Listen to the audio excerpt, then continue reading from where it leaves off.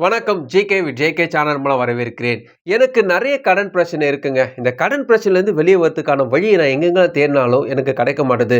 என் friend சர்க்கிள்லயும் என்ன மதிக்க மாட்றாங்க. எங்க வீட்லயும் என்ன மதிக்க மாட்றாங்க. எங்க ஆஃபீஸ்லயும் பெரிய பிரச்சனையா இருக்கு. அங்கங்க நான் கடன் வாங்கிட்டதுனால எல்லாரும் என்ன வந்து ரொம்ப அவமான பொருளாவே பார்க்குறாங்க. என்ன பண்ணுறதுன்னே தெரியல. ஒரு அவசரத்துக்கு பணத்துக்கு கேட்டா கூட எனக்கு குடுக்க மாட்றாங்க. எல்லா வழியும் மூடப்பட்டிருக்கிறதுனால கண்ணு இருண்ட மாரி இருக்கு. சரி, மக்கள் தான் இப்படி இருக்கிறாங்க பார்த்தீங்கன்னா, கடவுள்ட்ட கேட்கலாம் பார்த்தா, கடவுள் எந்த பதிலும் தர மாட்றாரு. எந்த ஒரு ஒரு அற்புதம் ஏதாவது செய்வாரு, ஏதாவது ஹெல்ப் பண்ணுவாரு பார்த்தா, எதுவும் நடக்க மாட்டுது. வேண்டாத தெய்வம் கிடையாது. என்னங்க ஒரு பெரிய பிரச்சனை இருக்குங்க. என்ன பண்ணுறதுனே தெரியலங்க. அப்படி ஒரு சூழ்நிலை இருந்தீங்கன்னா, இந்த வீடியோ உங்களுக்கான ஒரு வீடியோ. ஒரு பெரிய காட்டுல ஒரு மனுஷன் நடந்து கொண்டு போயிட்டு இருக்கான். அந்த காடு பார்த்தீங்கன்னா, ஒரு பயங்கரமான காடு, இருண்ட காடு. அந்த காட தாண்டி தான் ஒரு ஊருக்கு போணும். போற நேரத்துல அவனுக்கு வெளிச்சம் எங்கேயுமே இல்ல. இருண்டு போய் கிடக்கு. சரி போலாம், எப்படியாவது கடந்து தானே போகணும். நடந்து போயிட்டு இருக்கும்போது ஒரு சின்ன ஒரு மோதிரம் அந்த வழியில கிடைக்குது. சின்ன வெளிச்சமா இருக்கு. அந்த மோதிரத்தை எடுத்து பார்க்குறான். அந்த மோதிரம் அவர்ட்ட பேசுது.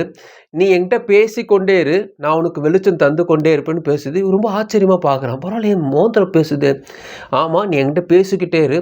நான் உனக்கு வெளிச்சம் தருவேன்." "ஆமா, சரி நான் பேசுறேன். என் பேர் இங்க. நான் இந்த ஊருக்கு போறேன்னு" பேசிட்டே வரான். வெளிச்சம் நல்லா கிடைக்குது. அவனுக்கு பசி எடுக்குது. எனக்கு பசிக்குது. இங்க என்ன கிடைக்கும்? எனக்கு தண்ணி வேணும். என்ன கிடைக்கும்னா எல்லா இடத்தும் அது சொல்லுது. இங்க போ. இங்க கொஞ்சம் அருவி இருக்கும். அங்க கொஞ்சம் வெளிச்சத்துல இருக்கு. நீ தண்ணி குடிச்சுக்கலாம். இங்க போனா ஒரு மரம் இருக்கு. அங்க மாமரம் இருக்கு. இதெல்லாமே அது சொல்லுது. கரெக்ட்டா எடுத்துட்டு போறான். டைம் ஆக ஆக நடுராத்திரி ஆயிடுச்சு. இந்த மோதிரம் இவன்ட்ட பேச பேச கொஞ்சம் வெளிச்சத்து வந்துட்டே இருக்கு. இந்த வெளிச்சத்திலே கடந்து போயிட்டு இருக்கும்போது திடீர்னு பார்த்தீங்கன்னா, ஒரு புலி உரும்பக்கூடிய சத்தம் வருது. புலி பக்கத்துல வரக்கூடிய சத்தம். இந்த சத்தத்த கேட்டோனே கொஞ்சம் மிரண்டுறான். அதுவும் இல்லாம சில விதமான ஓநாய் சத்தம்லாம் கேட்கும்போது இவனை அறியாமையே பயத்துல இந்த மோதிரம் பேசுறத கேட்கறத மறந்துறான். அந்த மோதிரம் என்ன சொல்லுதுன்னா, பயப்படாதே, நான் இருக்கிறேன், பயப்படாதே சொல்லு. இருந்தாலும் அது கேட்கறதுக்கான செவி கிடையாது. ஏன்னா அவ்வளவு விதமான சத்தம் கேட்கணும். இவன் பயத்துல இதுக்கு இவன் லிசன் பண்ணாம பயத்தோடவே நடந்து போகும்போது அவனுக்கு வந்து பக்கத்துல ஒரு மரத்துல சாயறான். ஒரு சிலந்தி பூச்சி இவன் மேல விழுது. சிலந்திய தட்டி விடுதான்னு ட்ரை பண்றான். மோதிரம் கழண்டு கீழே விழுந்துருது. இப்போ கொஞ்சம் நெஞ்ச வெளிச்சமா போச்சு. அரண்டு போய் அந்த இடத்த விட்டு ஓடி போயிட்டே இருக்கான். என்ன பண்ணுது தெரியல. ஒரு இடத்துல உட்காந்துடுறான். ஐயோ! ஏதோ ஒரு மோதிரம் வந்துட்டு வெளிச்சம் காட்டுச்சு. தண்ணிலாம் குடுத்துச்சு. இப்போ என்ன பண்ணுதுன்னு தெரியலையே. புலி சத்தம் வருது. அந்த பாம்பு சத்தம் வருது. என்ன பண்ணுதுன்னு தெரியல. பயத்துல இருக்கும்பொழுது ஒரு சின்ன மின்முனி பூச்சி. இந்த மின்முனி பூச்சி வந்து அவன்ட்ட சொல்லுது, "நீ ஏன் மறந்துட்ட? அதுகிட்ட பேசிட்டே இருக்க வேண்டியதானே? ஏன் மறந்தாய்? அந்த அந்த மோதிரத்த நீ பேசியிருக்கலாம் இல்லையா? அது உனக்கு வெளிச்சம் தந்திருக்கும்ல" சொல்லிட்டே இருந்துச்சு. இவனுக்கு ரொம்ப டிஸ்டர்பன்ஸா இருந்துச்சு. அதாவது அது சொல்லக்கூடிய சத்தத்த கேட்கிற அளவுக்கு கூட இதுக்கு வந்து பொறுமை கிடையாது. அந்த மின்மினி பூச்சி ரொம்ப தொந்தரவு பண்ணி இங்க அங்கும் போயிட்டு, "நீ ஏன் மறந்துட்ட? பேசிட்டே இருந்தா உனக்கு வெளிச்சம் கிடைச்சிருக்குல்ல" சொல்ல சொல்ல இவனுக்கு கொஞ்ச நேரத்துல ரியலைஸ் பண்றான். ஆமா, மோதிரம் இருக்க வரைக்கும் எனக்கு வெளிச்சம் இருந்துச்சு. நான் அவசரப்பட்டு போட்டேன். அது சொல்ல வந்துச்சு, நான் கேட்கல சொல்லிட்டு அந்த மறுபடியும் இப்ப நான் என்ன பண்றது? மறுபடியும் அதுகிட்ட மோதிரத்த தேடி போ. அது உன்கிட்ட பேசும். அதேபோல அந்த மோதிரத்த தேடி போறான். மோதிரம் எங்க இருக்கு? எங்க இருக்கு? கேட்கும்போது சத்தம் கேட்குது. அந்த மோதிரத்த எடுத்து கையில மாட்டிக்கிறான். அப்ப அந்த மோதிரம் சொல்லுது, "நீ என் பேச்ச கேட்கிற வரைக்கும் உனக்கு எந்த பிரச்சனையும் வராது. நான் வெளிச்சம் உனக்கு தந்துட்டே தான் இருப்பேன். நீ மத்த விஷயத்துக்கு இம்பார்ட்டன்ட் குடுக்கும் பொழுது, என்னோட சத்தம் உனக்கு பெருசா கேட்காது. அதனால என் பேச்ச மட்டும் கேளு. மத்த விஷயத்த கேட்காதன்னு" சொல்லுது. அதே போல போறான். புலி நேரடியா வந்து நிக்குது.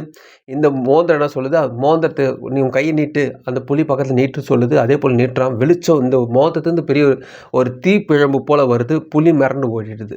இவனுக்கு இதெல்லாம் அதிசயமா இருக்கு. என்னடா இது, ஒரு மோதிரத்துக்கு இவ்வளோ பவரா இருக்கான்ட்டு அந்த இடத்த கடந்து போறான். காட்டையே கடந்து அவங்க வீட்டுக்கு போயிடுறான். இந்த விஷயத்த எதுக்கு நான் உங்கள்ட்ட சொல்றேன்னா, கடவுள் என்பது வந்து இந்த மோதிரம் போல தான். நம்ம கூட இருக்கும்பொழுது, அதாவது ஒரு நல்ல ஒரு வேலை நீங்க ஸ்டார்ட் பண்ணியிருப்பீங்க. நீங்க நல்ல ஒரு பிஸியா இருந்திருப்பீங்க. நல்ல வசதியா இருந்திருப்பீங்க. அப்பலாம் உங்ககிட்ட வந்து கடவுள் பக்தின்னு ஒண்ணு இருந்திருக்கும். கடவுள் மேல ரொம்ப நம்பிக்கையா இருந்திருப்பீங்க. கடவுள் எல்லாமே உங்களுக்கு செஞ்சுட்டு இருக்கான்ட்டு அவர் மேல நம்பிக்கையா இருந்திருப்பீங்க. ஆனா திடீர்னு ஒரு பிரச்சனைன்னு வரும்பொழுது, உங்கள அலக்கழிக்கக்கூடிய ஒரு பயம் வரும்போது பார்த்தீங்கன்னா, கடவுள் என்னதான் உங்க பக்கத்துல இருந்து பேசினா கூட கேட்காத அளவுக்கு அந்த பயத்தினாலும், திகிலுனாலயும் அவரின் பேச்ச மறந்ததுனால, இப்போ அவர் உங்ககிட்ட இருக்கிறாரா இல்லையான்ற அளவுக்கு கூட உங்களுக்கு ஞாபகமே இல்ல. ஸோ அத தாண்டி வந்துட்டீங்க. இப்போ பிரச்சனைக்குள்ள ஊழ்ந்துட்டீங்க. ஸோ பிரச்சனையில விழுந்த பிறகு பார்த்தீங்கன்னா, இப்போ நீங்க தத்தளிக்கும்பொழுது கடவுள் எங்க போயிட்டாருன்னு தேடுறீங்க. கவலைப்படாதீங்க. மோந்திரம் அங்க தான் இருக்கு. நீங்க எங்க விட்டீங்களோ அங்க தான் இருக்கு. நீங்க எங்க அ அ கடவுள மறந்தீங்களோ, அந்த இடத்துல தான் கடவுள் இருக்கிறார். ஸோ கடவுள பொறுத்தவரைக்குமே உங்களுக்கு உதவி செய்ய எப்பொழுதும் காத்து கொண்டிருக்கிறார். நம்ம ஒரு பொருள் மேல ஆசைப்படுறோம் வச்சுக்கங்களேன், அந்த பொருள நம்ம அதிகமா அசை போடும்போது அந்த பொருள் நடந்துரும்.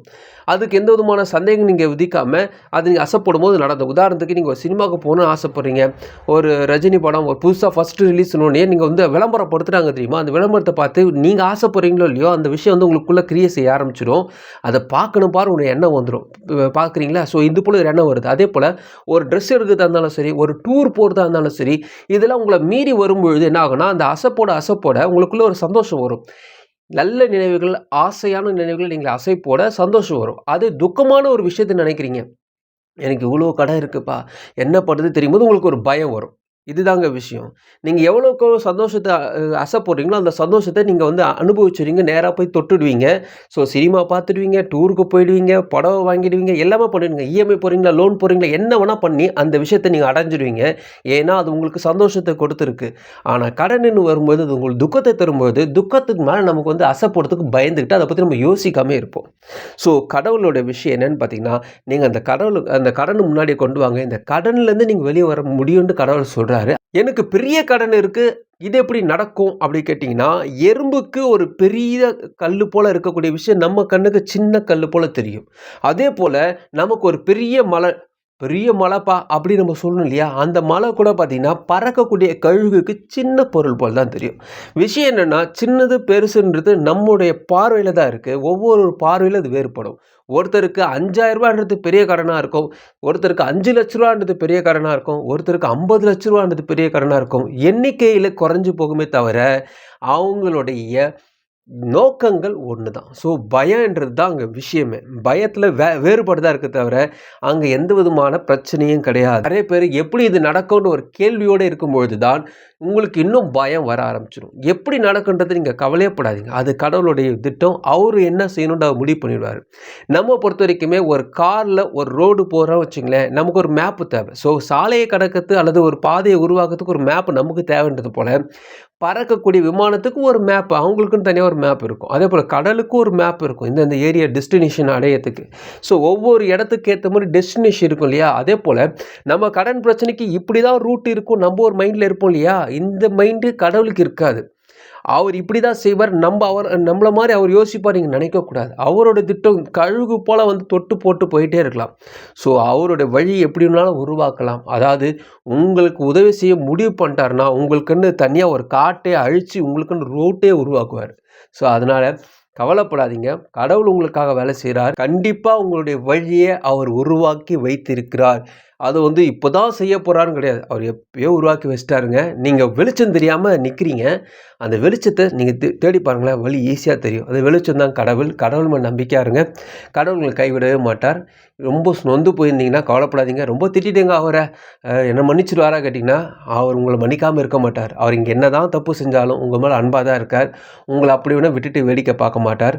கண்டிப்பா உங்களுக்கான பிரச்சனையிலேருந்து வெளிய வந்து இந்த பிரச்சனையிலேருந்து வெளிய வந்து நெறைய பேருக்கு ஹெல்ப் பண்ற அளவுக்கு உங்கள மாத்துவார். இந்த கடன் தொல்லை அல்லது இந்த பிரச்சனை உங்க வாழ்க்கையில் இல்லாமலே போகும். நீங்க பெரிய விஷயங்கள செய்ய போறீங்க. இதெல்லாம் உங்களுக்கு கனவு போல மறைஞ்சு போயிடும். இந்த வீடியோ உங்களுக்கு பிடிச்சிருந்துச்சுன்னா உங்க ஃப்ரெண்ட்ஸுக்கு ஷேர் பண்ணி விடுங்க. மற்ற வீடியோ மறுபடியும் பார்க்கலாம். வணக்கம்.